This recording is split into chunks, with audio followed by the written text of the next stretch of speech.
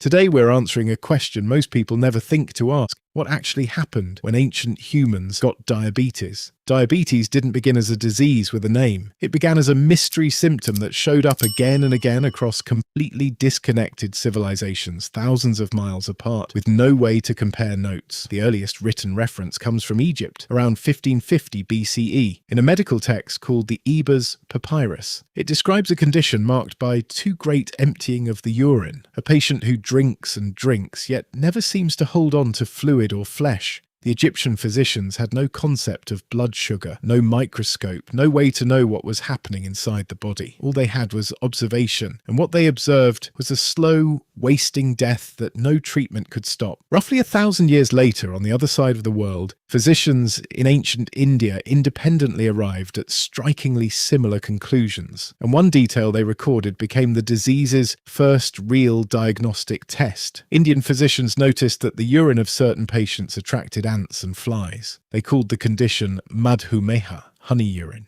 They had discovered, without any understanding of chemistry, that something in these patients' urine was sweet. That single observation was centuries ahead of European medicine, which wouldn't formally confirm sugar in diabetic urine until the 1600s. It's worth sitting with that for a second. Ancient physicians in India diagnosed a metabolic disease using insects as their instrument, and they were right. The Greeks gave the disease the name we still use. In the 2nd century CE, a physician named Erytaeus of Cappadocia described patients whose bodies seemed to melt down into urine, flesh, and limbs, dissolving away into liquid that poured out of them, almost as fast as they could drink. He called it diabetes, from the Greek word meaning to siphon or pass through, because the disease seemed to turn the human body into a tube that liquid simply flowed straight through without the body ever holding on to what it needed. Erytaeus' description is haunting precisely because it's accurate. Type 1 diabetes, untreated, does exactly this. The body loses its ability to use glucose for fuel, so it starts burning muscle and fat instead, while sugar and water pour out through the kidneys. Patients drink because they're catastrophically dehydrated. They urinate because their kidneys are trying to flush out sugar levels the body was never built to handle. And without insulin, which wouldn't be isolated until 1921,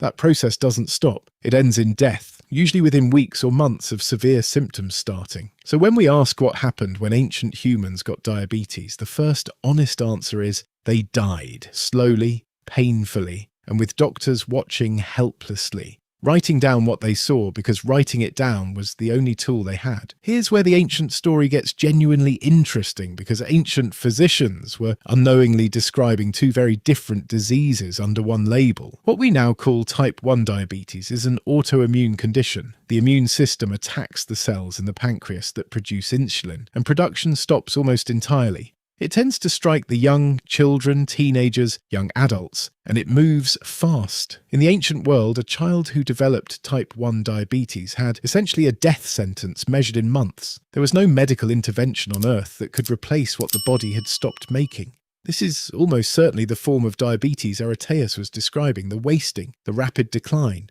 the body melting into urine. Type 2 diabetes is different. It develops when the body's cells stop responding properly to insulin, and it's tied closely to age, body weight, and critically, food availability. And this is where ancient evidence gets strange, because type 2 diabetes shows up disproportionately in one specific kind of ancient human, the wealthy. Physicians across multiple ancient cultures, Indian, Egyptian, and later Roman and Persian texts, noted that this sweet urine disease seemed to strike people who were well-fed, sedentary, and often overweight far more than it struck labourers or the poor. 6th century Indian physician Sushruta went as far as describing two distinct types of the disease, one that struck young, thin patients and killed quickly, and another that struck older, heavier patients and progressed slowly.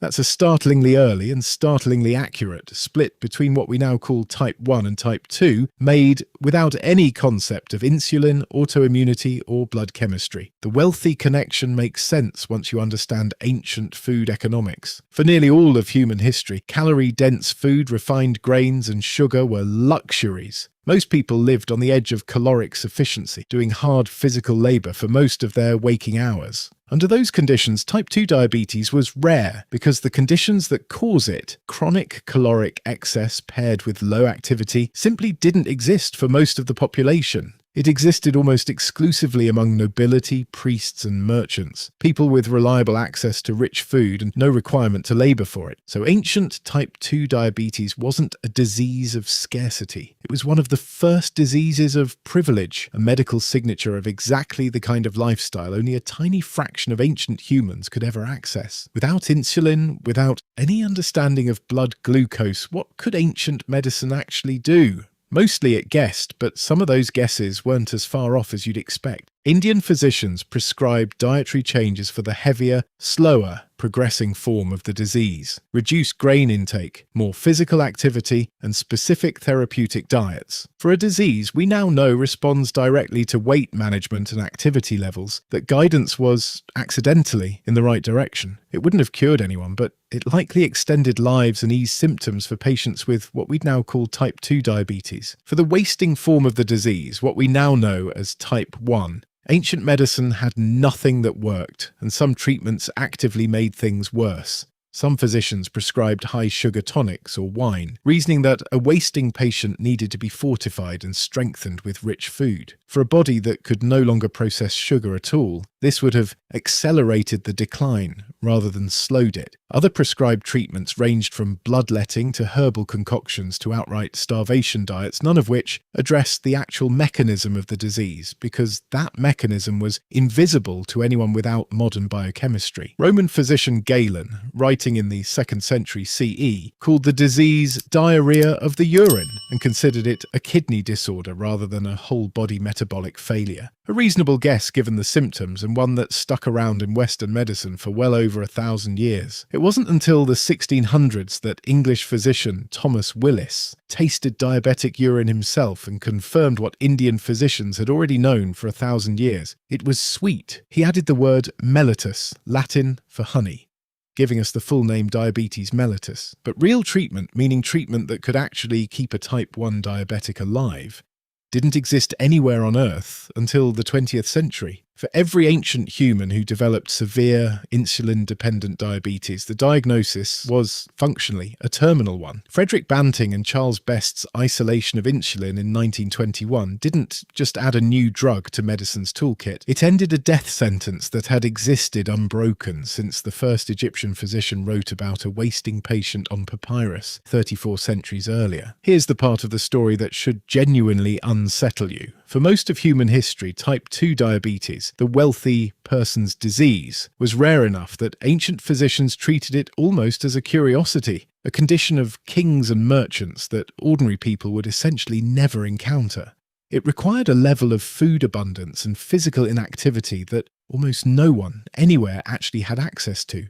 Today, that exact combination, abundant, calorie-dense food and minimal physical activity, isn't a mark of privilege anymore. It's the baseline condition of daily life for hundreds of millions of people. The lifestyle that used to require servants, land and wealth to achieve is now available to almost anyone within walking distance of a convenience store and a car. The result is one of the starkest reversals in the history of any disease. What ancient physicians recorded as an ailment of the elite few has become, in the space of a few generations, one of the most common chronic conditions on the planet, affecting hundreds of millions of people worldwide, cutting across income levels in a way it never did in the ancient world. The disease didn't change. Human biology didn't change. What changed is that the specific conditions ancient physicians only ever saw in palaces and temples became the default conditions of ordinary modern life. Ancient humans who got diabetes were, in a very real sense, victims of extremes, either a devastating autoimmune failure with zero available treatment or a rare disease of extraordinary privilege.